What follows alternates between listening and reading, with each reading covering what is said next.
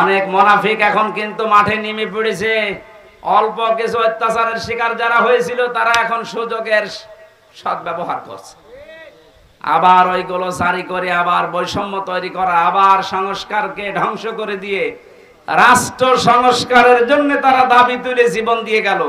এখন যদি আপনি আবার রাষ্ট্রের ভেতরে ভেজাল বাঁধান, আপনাকে এবার আমাদের সংস্কার করা লাগবে।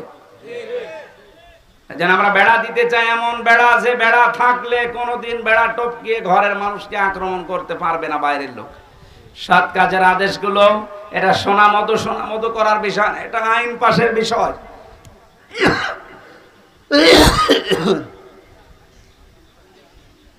সামাজিক জীবন ঠিক করা লাগবে চালানা হিসাবে।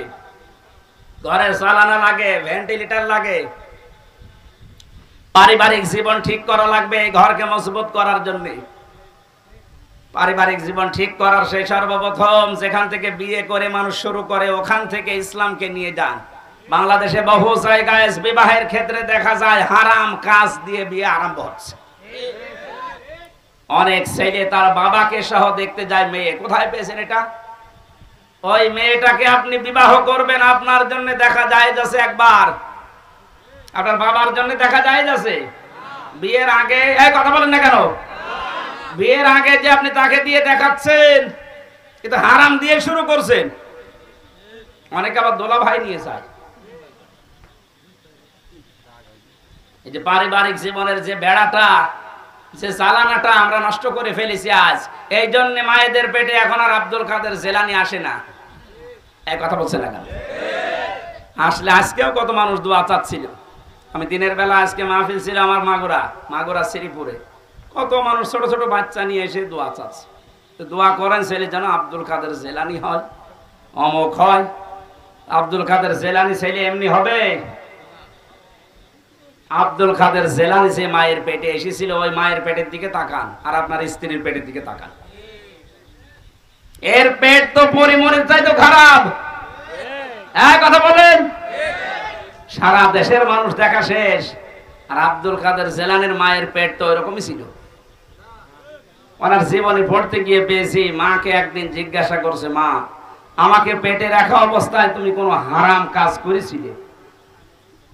মা তো মন খারাপ করে ফেলেছে। ডাক দিয়ে বলে, সন্তান আমার কি বললি? তোকে পেটে নিয়ে কোনো হারাম কাজ করবো মানে?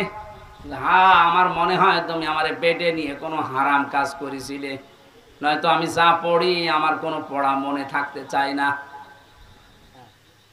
মা বলছে, বাবারে প্রশ্ন যখন করলে তোকে পেটে নিয়ে কোনো হারাম কাজ করেছি বলে আমার মনে হয় না, তবে একটা কথা আমার মনে আছে। আমার পেটে যখন তোর বয়স 9 মাস, কয় মাস? তোকে নিয়ে আমি বেড়াতে গিয়েছিলাম তোর নানির বাড়ি। উঠানের উপরে দেখলাম কিছু আচার রোদে শুকাতে দিয়েছে, ওইটা আমি তুলে খেয়ে ফেলেছিলাম। পরবর্তীতে জানলাম যে ওটা পাশের বাড়ির একজন রোদে শুকাতে দিয়েছে। ও বাবা আব্দুল কাদের, মানুষের জিনিস আমি না বলে খেয়েছি, আর এটা হচ্ছে চুরি। এটা কি? কারো জিনিস না বলে খাওয়া, না বলে নেওয়া, এর নাম চুরি। এর নাম কি? আরো জোরে বলেন। যেহেতু আমি চুরি করে ফেলেছি, ওই হারাম মালের প্রভাব তোর মেধার উপরে পড়েছে, এই কারণে তোর পড়া মনে থাকে না। ফরিদপুরের মা বোনেরা, আপনারা আছেন কিনা আমি জানি না, আপনার পেটে আব্দুল কাদের জেলানি, ফাতেমাতুজ জোহরা এমনি আসবে।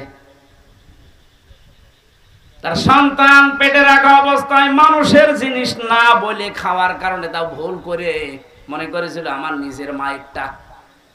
এই কারণে যদি মেধার উপরে সন্তানের প্রভাব পড়ে, আর আপনারা আমাদেরকে পেটে নিয়েছে যারা, ওরা কত কিছু না বলে খেয়ে হজম করে ফেলে। আমাদের পারিবারিক জীবনের যে বেড়াটা ছিল, দেওয়ালটা ছিল, এটা আমরা নষ্ট করে ফেলেছি। এখন আবার আরম্ভ করেন আস্তে আস্তে ভালো করার।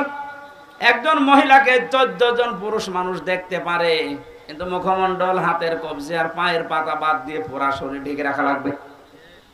আর বাকি কারো সামনে তো মেয়েদের যাওয়া জায়েজ নেই। যে 14 জন পুরুষের সামনে আপনি যেতে পারবেন, তার ভেতরে আপনার বাবা, দুধ বাবা না, আপনার আপন বাবা হওয়া লাগবে, নাম ডাকা বাবা না। অনেকে ধর্ম বাবা পাতিয়েছে, তার সামনে কোনো পর্দা নেই, বাবা শাহজালাল সব হালাল। এটা জায়েজ আছে? কিসের ধর্ম বাপ? আপনি শুধু যেতে পারবেন আপনার আপন বাবার সামনে, আপনার নিজের ছেলের সামনে, বোনের ছেলের সামনে, মেয়ের জামাইয়ের সামনে। মেয়ের জামাই মানে কি? মেয়ের স্বামী যেটা, ওটা আপনার জামাই তো। এটা আবার এই এলাকা অনেকে বোঝে না। চট্টগ্রামে আবার ওর স্বামীকে বলে জামাই, আর এক ভেজাল। এই জন্য বলছি, মেয়ের যেটা স্বামী ওইটা তো আপনার জামাই হয় সম্পর্কে, তার সাথে আপনি দেখা করতে পারবেন শাশুড়ি হিসাবে। কিন্তু মুখমণ্ডল, হাতের কবজি, পায়ের পাতা, এ পুরা শরীর ঢেকে রাখা লাগবে। মাথার চুল নিজের মেয়ের স্বামী ওই জামাইকে দেখানো যায়নি। কিন্তু অনেক শাশুড়ি চুলে শ্যাম্পু করে দেখায় যে বাবাজি। শেষ পর্যন্ত অনেক শাশুড়িকে নিয়ে জামাই যে পালিয়ে গেছে, এ বাংলাদেশে নেই। আমাদের এই বেড়া এমন নড়বড়ে হয়ে গেছে, এ বেড়া দিয়েছে এসে ঢুকে পড়ে। এ বেড়ায় শান্তি আসবে? শুধু এই দেওয়ালগুলো না, বেড়াগুলো না, এরপর আবার জালানা আছে। এই জালানাগুলোর নাম আল্লাহর কোরআনে আমি বিভিন্ন জায়গা থেকে মিলিয়ে পেয়েছি। অর্থনীতির জালানা লাগানো লাগবে, সাংস্কৃতিক জ্বালানো লাগানো লাগবে। আর সাংস্কৃতিক জগৎটার জ্বালানা আমরা এমন ভাবে খুলে দিয়েছি, ভারতের আগ্রাসন, আকাশ সংস্কৃতির নামে এমন এমন কিছু আসে। এখন শুনলাম যে নাকি ভারতের এই 36টা চ্যানেলের অনেকগুলো চ্যানেল বন্ধ হয়েছে। আমি জানি না,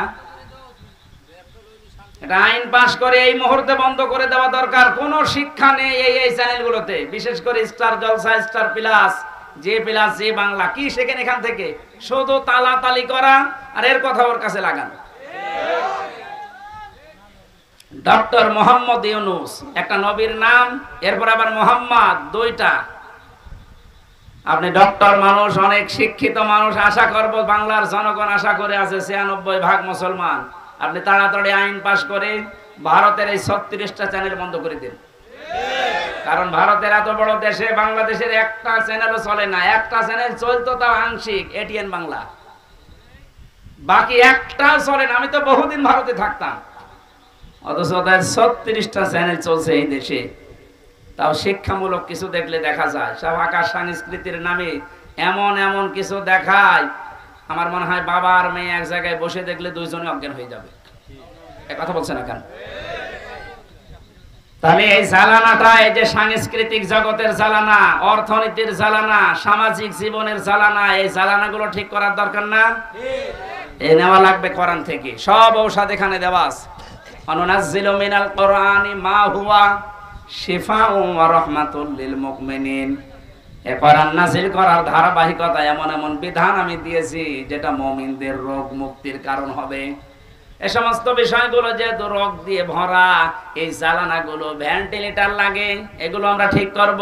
এগুলো মুআমালাত, মুআশারাত, মানুষের সাথে কথা বলতে হলেও আপনি বাইরে থেকে কথা বলবেন, যখন হাসি মুখে বলবেন। মোবাইলে যখন কথা বলবেন এমন নরম ভাষায় বলা লাগবে যেন এক একটা কথা সাদগা দেওয়ার মতো সওয়াব হয়।